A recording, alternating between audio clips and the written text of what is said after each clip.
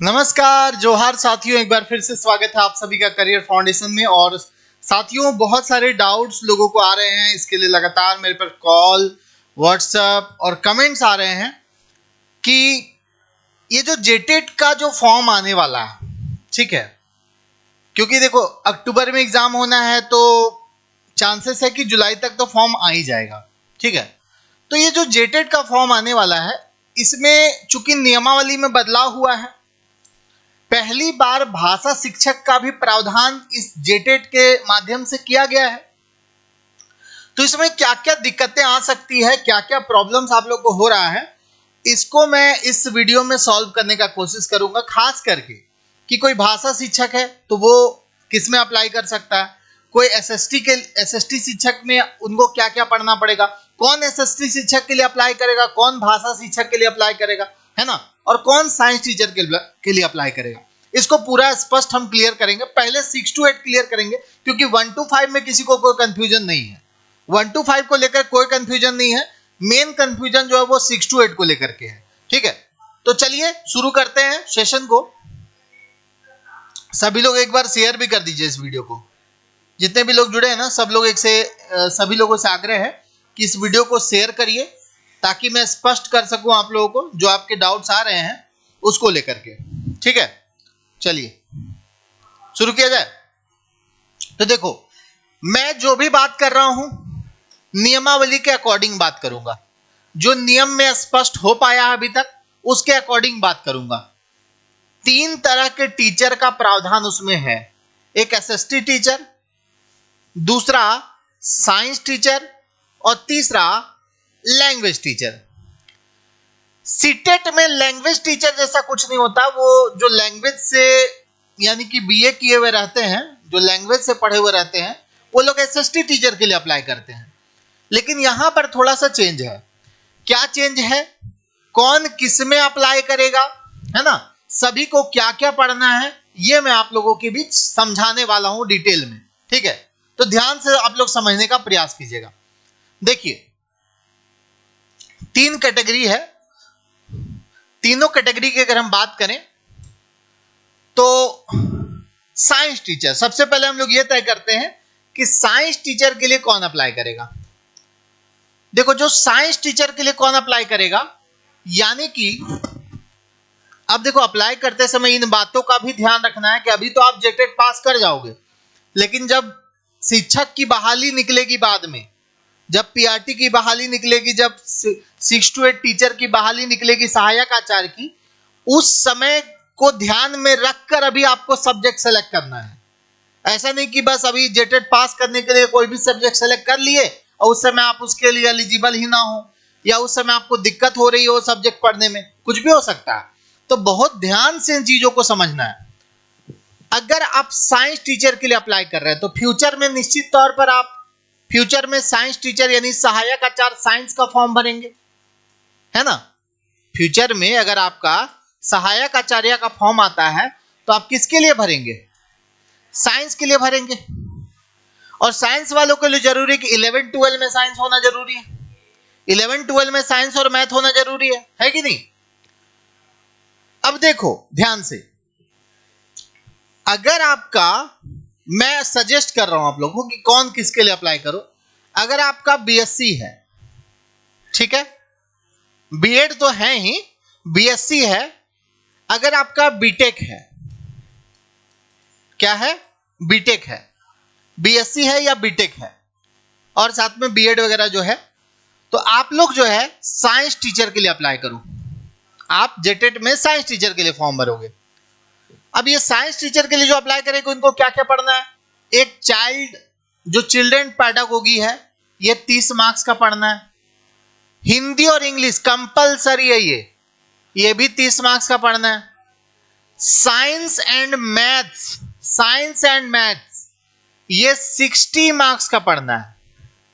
ये कितना पढ़ना है, 60 मार्क्स का पढ़ना है। और ऑप्शनल लैंग्वेज, इसमें आप चूज कर सकते हैं क्षेत्रीय और जनजातीय भाषा। इसमें आप खोटा, नागपुरी, संथाली, पंचपरगनिया, मुंडारी कुछ भी चयन कर सकते हैं, हिंदी भी कर सकते हैं, उर्दू भी कर सकते हैं, इंग्लिश नहीं कर सकते हैं।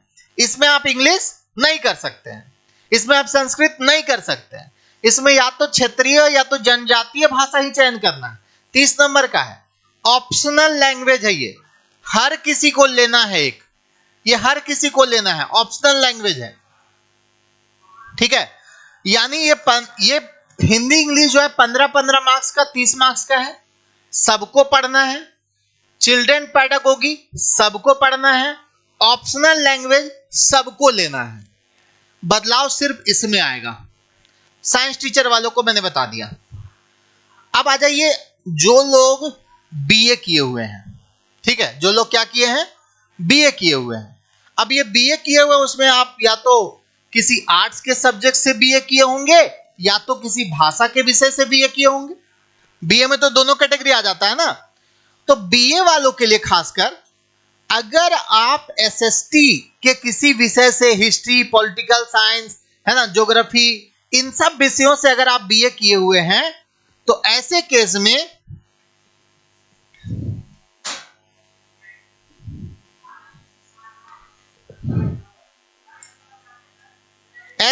में आपको क्या करना है, अगर आप एसएसटी के किसी विषय से, हिस्ट्री, पॉलिटिकल साइंस, ज्योग्राफी, इन सब से अगर आप बीए किए हैं तो आप ज्यादा संकोच नहीं करते हुए आप अप्लाई कर दो एसएसटी टीचर में।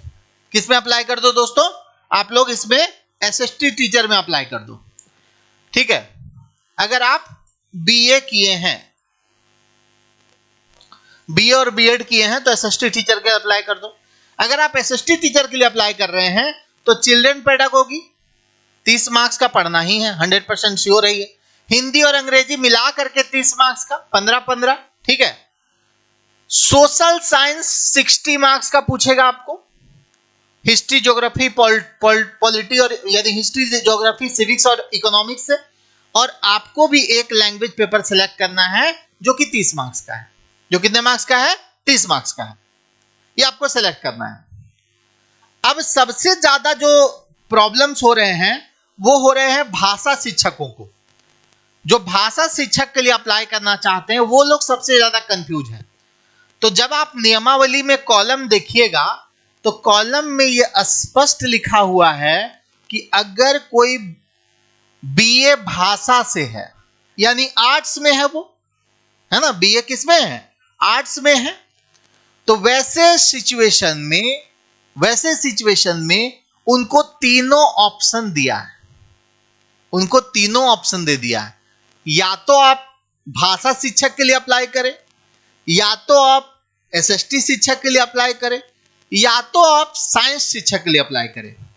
भाषा और एसएसटी तो समझ में आता है, कोई दिक्कत नहीं है, सीटेट में भी नियम है, ठीक है, कि एसएसटी वाला भाषा टीचर बन सकता है। भाषा और एसएसटी वाला तो समझ में आ जाता है, लेकिन यहां पर साइंस टीचर का ऑप्शन बीए वालों को कैसे दिया गया है, इसको लेकर के लोगों के मन में एक संदेह है कि मान लीजिए कोई बीए किया है, भाषा से किया है, तो वो फिर साइंस टीचर कैसे बन सकता है सर। अभी मान लीजिए हम साइंस में अप्लाई कर देते हैं, बाद में सहायक आचार्य की नियुक्ति आएगी तो उस समय दिक्कत हो सकता है। तो मैं आप लोगों को यही सजेस्ट करूंगा दोस्तों कि अगर आप लैंग्वेज से बीए किए हैं, ठीक है, अगर आप लैंग्वेज से बीए किए हैं तो ऐसे केस में आप कोशिश यही कीजिए तो या तो भाषा शिक्षक बन जाइए या तो एसएसटी शिक्षक बन जाइए, है ना। साइंस टीचर बनने का ऑप्शन तो दिया है जेटेट में, लेकिन उसके लिए सरकार को उस समय भी, जब सहायक आचार्य की नियुक्ति सरकार निकालेगी तो वैसे उस समय भी इन लोगों को ऑप्शन देना पड़ेगा। वर्तमान नियमावली के अनुसार सहायक आचार्य की जो नियमावली होगी उसमें भी स्पष्ट कर देना होगा कि जो लोग यहां पर जिस विषय में जेटेट पास किए हैं उसी विषय से वो सहायक आचार्य के फॉर्म भर सकते हैं, उनको कोई दिक्कत नहीं है। ये उस समय भी सरकार को स्पष्ट करना होगा। इसलिए इन कानूनी दांव पेच में फंसने से बेहतर है कि भाषा शिक्षक वाले या तो भाषा में अप्लाई कर दीजिए, या तो भाषा में अप्लाई कर दीजिए, या तो आप उसमें अप्लाई कर दीजिए, एसएसटी में अप्लाई कर दीजिए। साइंस में फंसने का कोशिश मत कीजिए, क्योंकि साइंस वाला में थोड़ी सी अड़चन है। हाँ, यह संभव है कि 11-12 में आपका साइंस हो, बाद में आप बीए कर लिए हो, ठीक है, 11-12 में आपने साइंस पढ़ा है, तो भी आपको जो आप सहायक आचार्य का जब फॉर्म भरते हैं तो आपको उन्हीं विषयों का चयन करना पड़ता है जो ग्रेजुएशन में है, उन्हीं विषयों का चयन करना पड़ता है। तो मेरा यह सुझाव होगा दोस्तों कि अगर आप लैंग्वेज टीचर के लिए अप्लाई कर रहे हैं, यानी कि आप भाषा से बीए किए हुए हैं, किसमें बीए किए हुए हैं? भाषा से, तो या तो आप एसएसटी टीचर के लिए अप्लाई कर दीजिए या तो आप भाषा शिक्षक के लिए अप्लाई कर दीजिए, दोनों में से किसी में से एक अप्लाई कर दीजिए जिसमें आपको इंटरेस्ट है। अगर लैंग्वेज टीचर बनने में इंटरेस्ट है तो लैंग्वेज टीचर में अप्लाई कर दीजिए, और अगर एसएसटी टीचर बनने में आपको इंटरेस्ट है तो एसएसटी टीचर में अप्लाई कर दीजिए। समझ पा रहे हैं? अगर आप भाषा शिक्षक बनना चाहते हैं तो चिल्ड्रन पेडागोजी, इसमें भी 30 नंबर का पढ़ना है, हिंदी अंग्रेजी 30 नंबर का पढ़ना है। अगर आप इंग्लिश ऑनर्स हैं, इंग्लिश के शिक्षक बनना है आपको, तो 60 नंबर का आपको इंग्लिश पूछेगा, ठीक है। अगर आपको हिंदी का शिक्षक बनना है तो इस जगह पर आपका इंग्लिश की जगह हिंदी 60 नंबर का हो जाएगा, और एक को ऑप्शनल लैंग्वेज तो चुनना ही पड़ेगा। और ऑप्शनल लैंग्वेज ध्यान रखना, अगर आप इंग्लिश के टीचर बन रहे हैं और सोच रहे हैं कि ऑप्शनल लैंग्वेज में इंग्लिश चूज कर लें, तो यह संभव नहीं है, क्योंकि झारखंड की क्षेत्रीय एवं जनजातीय भाषा में इंग्लिश नहीं है। झारखंड की क्षेत्रीय एवं जनजातीय भाषा में हिंदी है, उर्दू भी है, बाकी जनजातीय भाषा और क्षेत्रीय भाषाएं हैं। इंग्लिश यहां नहीं चूज कर सकते हैं, 30 नंबरिया में इंग्लिश चूज नहीं कर सकते हैं। समझ पा रहे हैं आप लोग? तो आप लोगों को यहां भी क्षेत्रीय और जनजातीय भाषा ही चूज करना पड़ेगा। समझ गए? बीटेक वालों का, जो बीटेक है खास करके, अभी देखो बीटेक वालों का बहुत स्पष्ट नहीं किया है। ये बोल दिया बीटेक वाला फॉर्म भर सकता है, लेकिन पूरा स्पष्ट नहीं किया कि उनको और भी बीएड वीएड भी चाहिए। और मुझे जहां तक जानकारी है कि बीटेक वालों को ज्यादातर जगह बीएड की डिग्री नहीं मिल पाती है, बीएड कर नहीं पाते हैं वो। तो मुझे जहां तक जानकारी है कि जब नोटिफिकेशन आएगा उस दिन ये स्पष्ट हो जाएगा, और ज्यादा चांस यही है कि बीटेक को किसी अन्य डिग्री की जरूरत नहीं पड़ेगी। बीटेक वालों को डायरेक्ट साइंस टीचर में अप्लाई करने का मौका मिलेगा, या हो सकता है साइंस आर्ट्स किसी भी शिक्षक में अप्लाई करने का मौका बीटेक वालों को मिल जाएगा। ठीक है, ये आखिर फॉर्म तो अभी नहीं ना भरा रहा है, फॉर्म भराता तो हम एक एक चीज क्लियर करते। फॉर्म अगर भराना, जिस दिन नोटिफिकेशन आ जाएगा उस दिन हम स्पष्ट कर देंगे। क्या पूछ रहे हैं? हिंदी लैंग्वेज में क्या क्या पढ़ना है? एक 15 नंबर का एक पेपर, 30 नंबर का, 30 और 60। क्या पूछ रहे हैं शिवम मालवीय जी? नहीं क्लियर हो रहा आपका क्वेश्चन? देखो हिंदी इंग्लिश जो है ना, ये वाला हिंदी इंग्लिश, इसमें जनरली ग्रामर होता है, इसमें ग्रामर, मुहावरा, लोकोक्ति, ठीक है, संधि विच्छेद, शुद्धिकरण जो वर्ड का होता है वो, फिर आपका विलोम शब्द हो गया, पर्यायवाची शब्द हो गया। इस हिंदी इंग्लिश में यही पढ़ना रहता है। ठीक है, ये वाला आपका लिटरेचर रहेगा। लिटरेचर का सिलेबस नोटिफिकेशन में स्पष्ट कर देगा। समझ गए? देखो करते हैं, लेकिन बहुत सालों तक करने का मौका नहीं मिलता था उनको बीएड, बीटेक वालों को। ठीक है,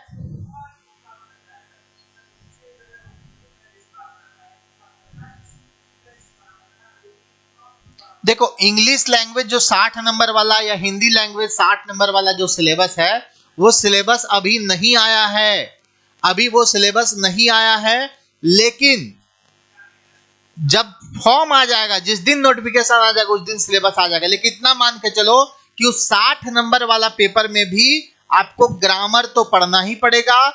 ग्रामर के जो सपोर्टिव चीजें होती है, जैसे व्याकरण हो, जैसे आपका मुहावरा हो गया, समानार्थी शब्द हो गया, विलोम शब्द हो गया, ठीक है, ये लोकोक्तियां हो गई, ये सब चीज तो पढ़ना ही, ये तो 100% श्योर है। उसमें लिटरेचर क्या पढ़ना है वो सिलेबस आने के बाद क्लियर होगा। और ये आप मान के चलो कि 10 तक का जो सिलेबस होता है ना, मैट्रिक तक का जो सिलेबस होता है वही पढ़ना होगा। ये मोस्ट ऑफ चांसेस है कि मैट्रिक तक के सिलेबस में जो लिटरेचर पढ़ना होता है वही इसमें ऑप्शन देगा, उसके ऊपर का ऑप्शन नहीं देगा।